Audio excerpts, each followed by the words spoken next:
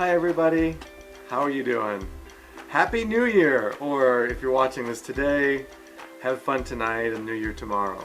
So I've been wanting to do this video since we have been living on the road for nearly 2 years, and so you kind of forget what it's like to have a real brick and mortar space to live in.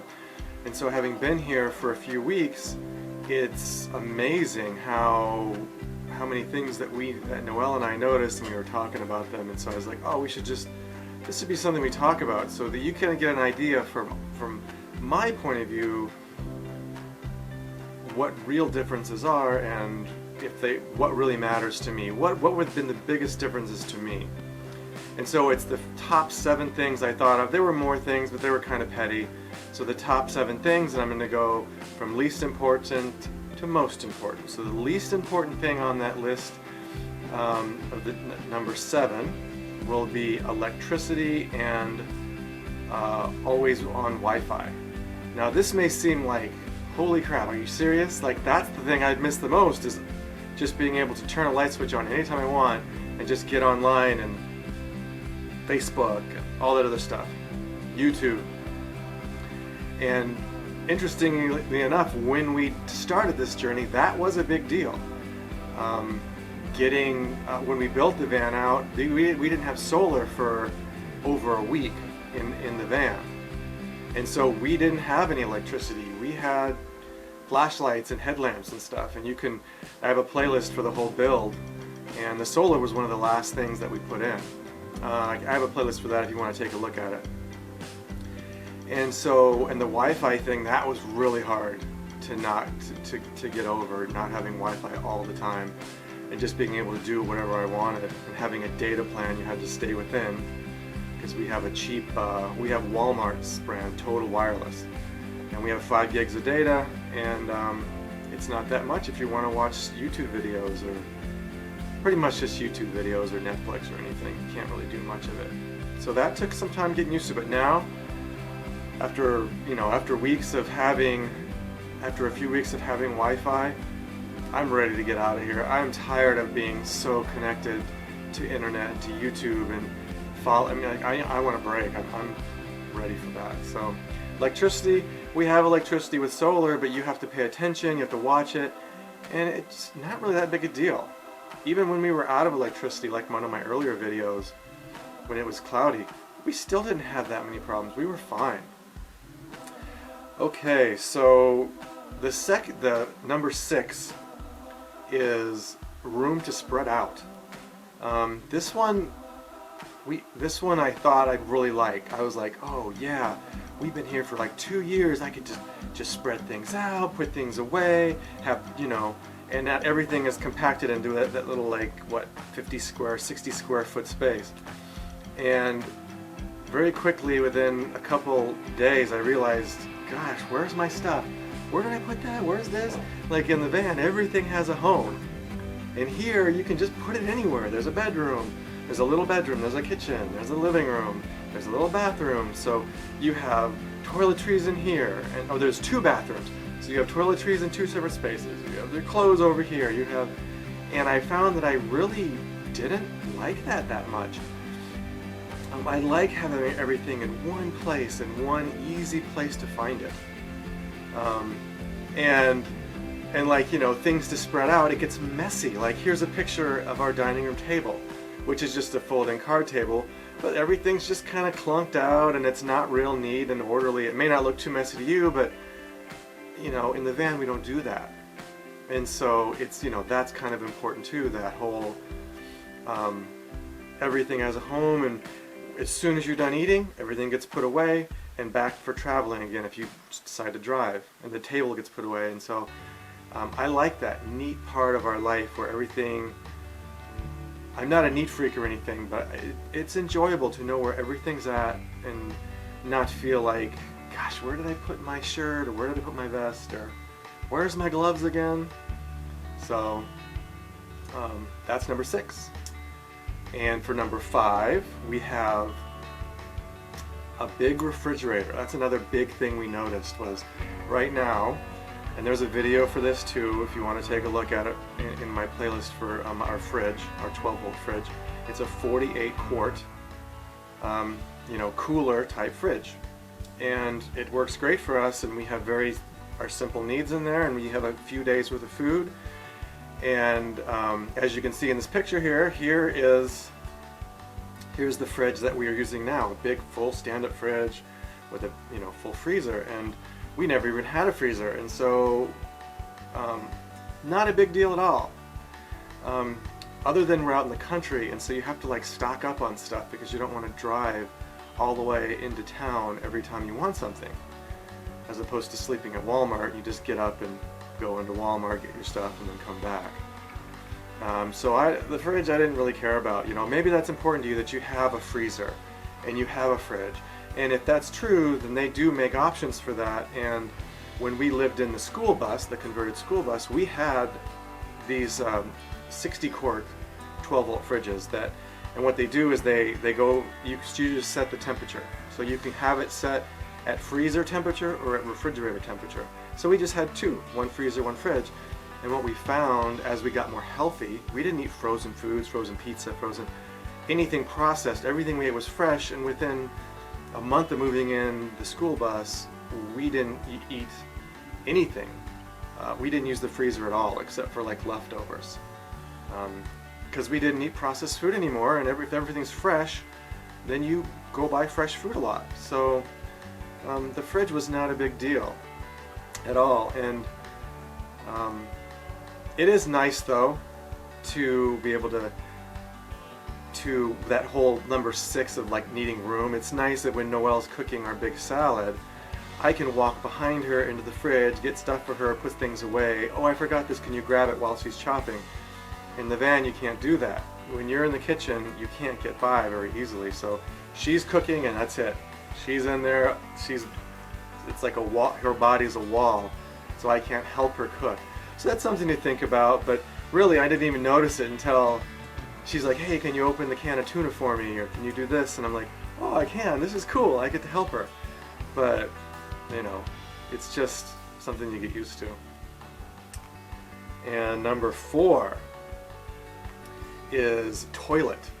This is another one people would say, oh my, toilet and shower. This is another one people would say, oh my gosh, no, I gotta have a shower, I need a real flushing toilet.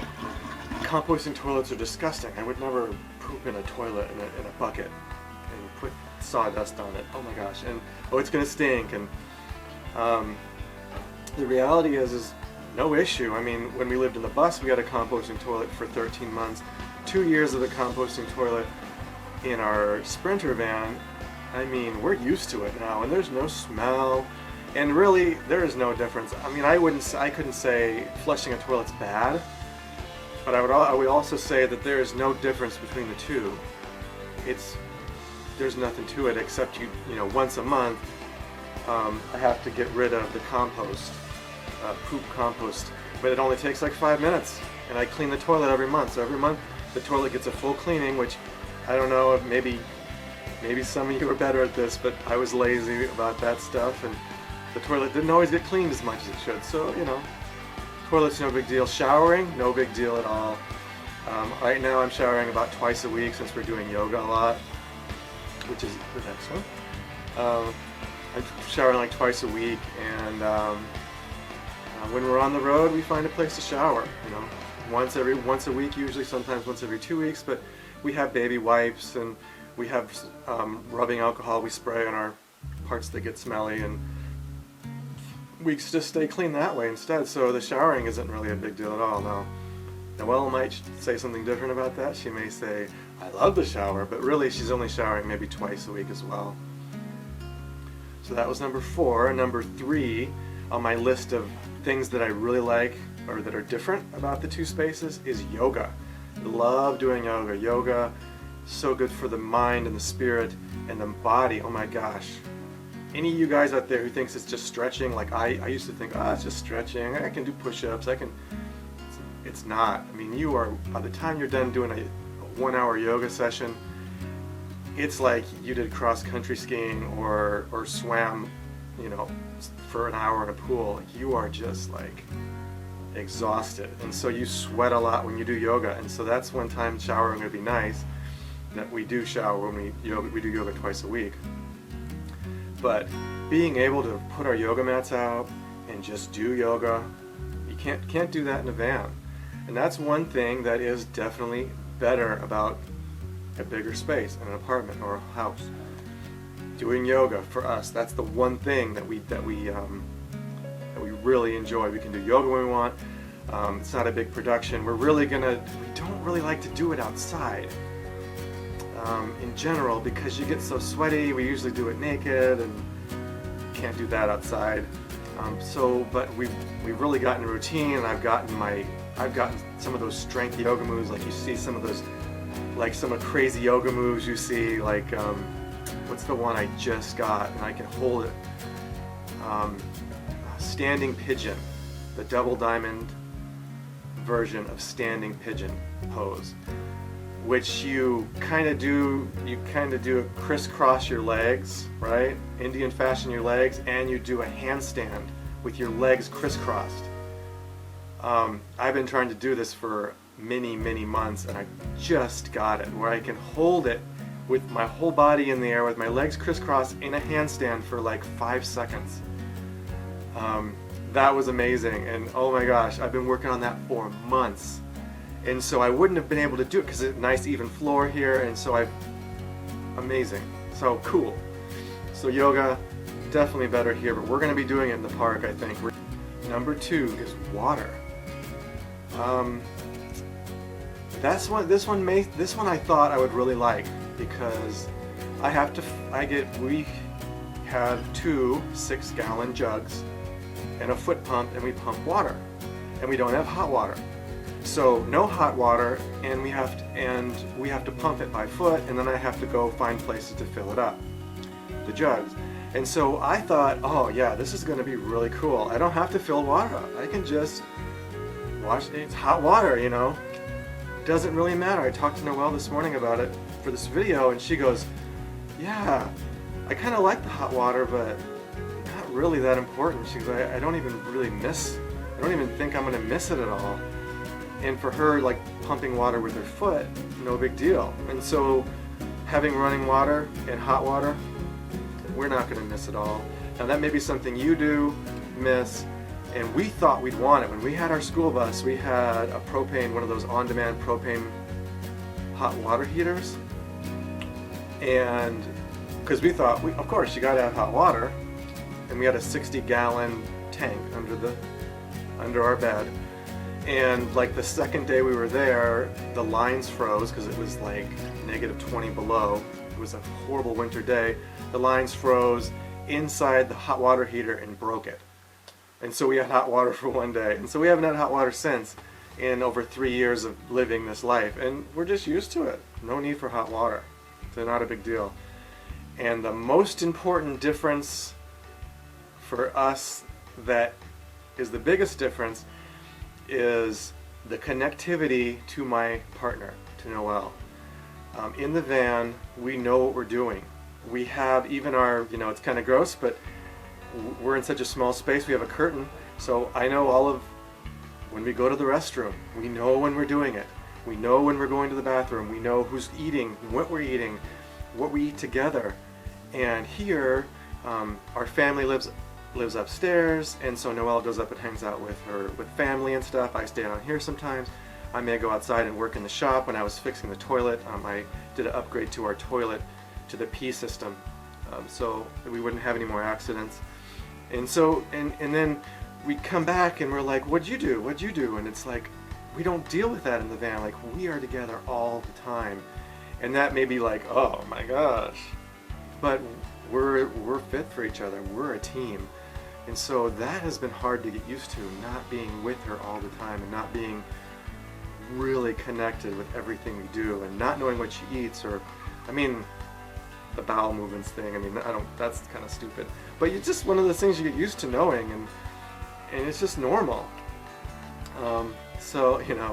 But that's the hardest thing. Number one hardest thing about being in a bigger space, and maybe for you like space from your partner or from the person you'll be with, and so that may be a big, ooh, You know, to think, oh gosh, I'm going to know when they go to the bathroom. I'm going to know everything they eat or drink and what they do. And, you know, and being in a van, you can't just go, oh, I'm going to just go for a trip. You know, you just do everything together. And that's what we love. So that's the hardest thing out of the 7, is being apart from her, even for hours at a time. I mean, when we sleep cuddled, we spoon all night. There's no time we're not touching as much body as possible. I mean, that's just how we are, and so we're a perfect match. I mean, there's no one, I've never been with anybody who likes to be as close as I do, and so we're just the match for each other, and we love this close life. And so being separated a little bit, even our couches, like I sit in it, there's no couch down here in this little apartment. I sit in a couch or in a chair, and then there's a little, this right here is our this right here is the, you know, little armrest table in the middle, and then she has a chair just like it next to me. So we're not even close. Like, we're like 2.5 feet apart. We can hold hands, but we can't like sit right next to each other.